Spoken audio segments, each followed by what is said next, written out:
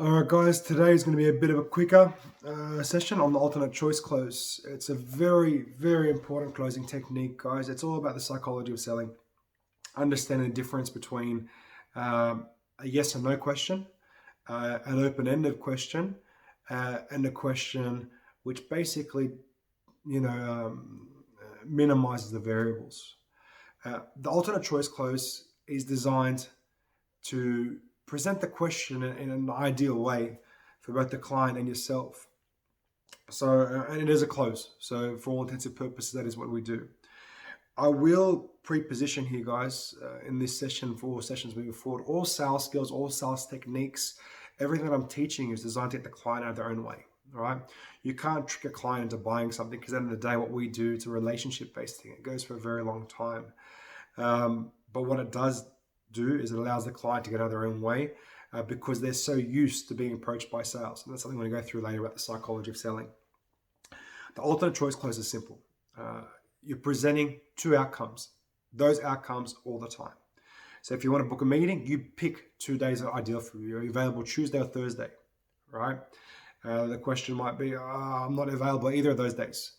So Mr. Client, which day are you available? It becomes less about, do you want to have a meeting or not have a meeting, right? Mrs. Client, do you wish to purchase a property now? Or do you wish to never purchase a property? Right? It's two options. Now, obviously, do you wish to purchase a property is likely to be the outcome that they desire. But there's a different variable, right? They could have purchased a property in 3 years. They're going to purchase a property in 6 years. They're going to purchase a property in 20 years. But we presented two outcomes. Do you wish to purchase a property now? Or do you never wish to purchase a property? Because for our clients, that's more realistic. If they don't get involved in our system, if they've been trying for 20 years to buy a property and they haven't got any deposit together, then if they don't get involved in our system where we provide them the deposit, then they're never going to buy a property. So, Miss Client, would you wish to purchase one now, or do you wish to never purchase one? It's very hard psychologically for a client to choose option C. When you provide A or B, psychologically they're great to choose either A or B. Yes, I obviously want to choose a property. I just don't know when I can make it happen. So, Mr. Client, if I was in a position to make that happen for you now, would you be in a position to proceed? I don't think I'm ready now. So, Mr. Client, is it because you're concerned you're not going to be ready? Or is it because, two options. Or you feel that right now would be too much pressure for you. All right, too much pressure for me, right? Two options. So, Mrs. Client, what criteria would you need so that you can feel comfortable in purchasing a property at any point in time? I just want to make sure I've got the deposit ready. I want to make sure that I'm ready for the payments. I'm earning XYZ a month. Okay. So, Mr. Client, if we got you ready to the point where you could purchase a property with those criteria, would you be in a position to proceed with us so we can get you there? Yes, I would. All right. So you present alternate choice closes along the way to kind of narrow down the gap. Now, guys, in sales, generally, you don't ask a question you don't already know the answer to. It's quite standard, right? We do 20, 30 meetings a week. They're all the same, right? Yes, our clients have different intricate demands, wants, whatever that may be.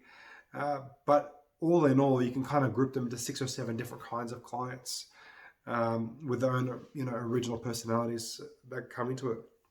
But the alternate choice close is only designed to narrow down, narrow down the client's needs into a specific combined need.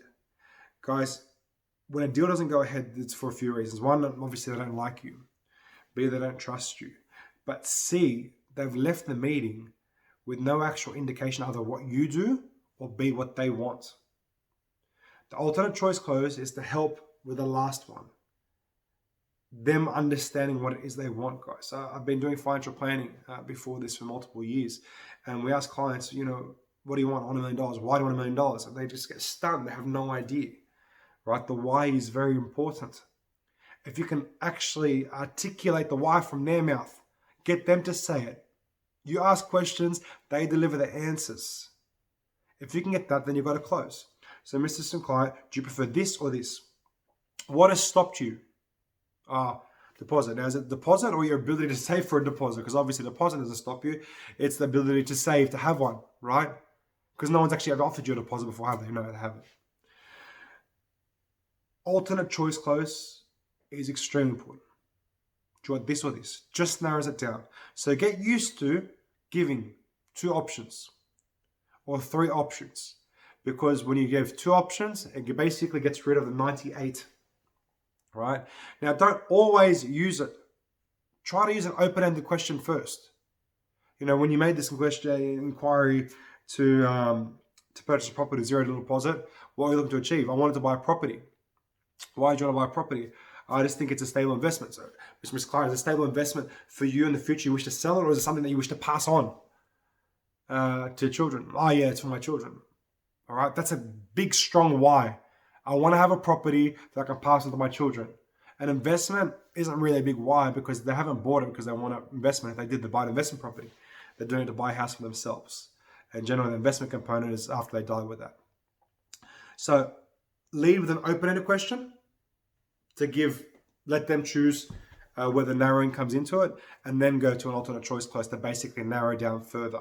But if you do open-ended question, open-ended question, open-ended question, open-ended question, it's going to get very confusing. Now, Mr. and Mrs. Client, Mr. and Mrs. Salesperson, when they answer the question, please resist the urge to talk. All right, just stay quiet for 5 seconds after the answer and just look at them, right? Don't look at them in an aggressive way. So, okay, and turn it right down. And in that silence, guys, they're generally going to explain themselves further without you having to ask. So you want to buy a property for investment purpose or for your kids? For my kids.